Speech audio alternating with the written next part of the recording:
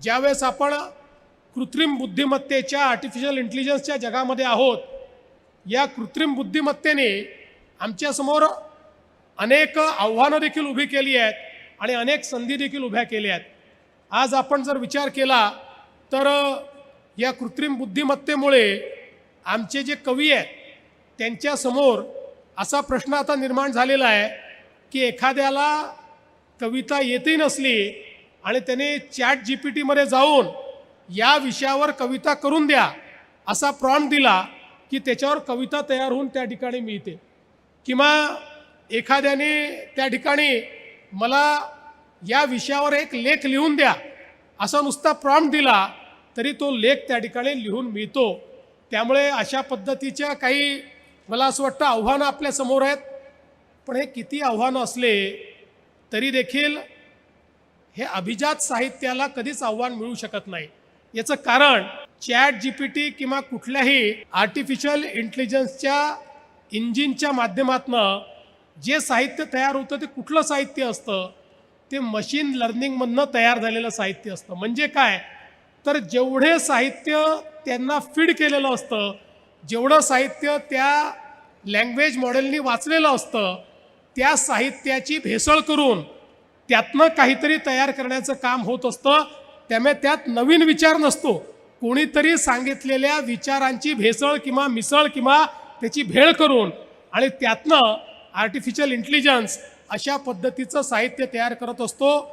पण मला असं वाटतं की आजही आमच्या सारस्वतांमध्ये ही शक्ती आहे की नवीन विचार, नवीन साहित्य आणि एक प्रकारच्या नवसंकल्पना आपल्यापुढे सातत्याने ते मांडत असतात. त्याच्यामध्ये वेगळ्या प्रकारचं स्पंदन असतं, वेगळ्या प्रकारची संवेदना असते. आणि म्हणून आपण आर्टिफिशियल इंटेलिजन्सकडे याच हेतूनं पाहिलं पाहिजे की एक असा प्लॅटफॉर्म आहे की ज्या प्लॅटफॉर्मचा उपयोग केला तर आमच्या मंत्र्यांनी जे या ठिकाणी सांगितलं की जे गरीबातले गरीब अशा प्रकारचे किंवा जे साहित्यिक अनुवाद त्या ठिकाणी अफोर्ड करू शकत नाही अशा साहित्यिकांच्या साहित्याचा अनुवाद आज आर्टिफिशियल इंटेलिजन्सचा उपयोग करून आपण काही क्षणांमध्ये, काही तासांमध्ये, काही मिनिटांमध्ये त्या ठिकाणी करू शकतो. आणि म्हणून मला असं वाटतं की याचा उपयोग प्लॅटफॉर्म म्हणून करून आपल्या भाषेला आणि आपल्या एकूणच मराठीच्या विकासाकरता कसा करता येईल हा विचार आपल्याला करावा लागेल.